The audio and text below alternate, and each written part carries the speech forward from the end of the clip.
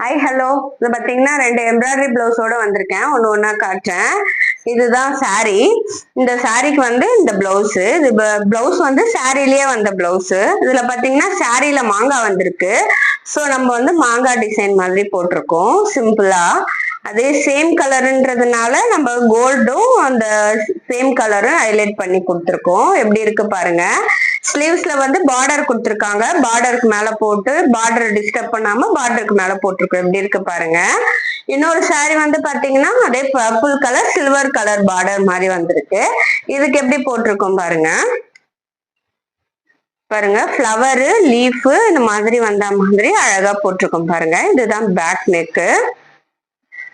இது பாத்தீங்கன்னா ஸ்லீவ்ல வந்து லைன்ஸ் போட்டிருக்கோம். அதே மாதிரி நெக்ல வர மாதிரி எவ்வளவு அழகா வந்திருக்கு பாருங்க. இது பட்ஜெட் ஃப்ரெண்ட்லியா கூட இருக்கும்.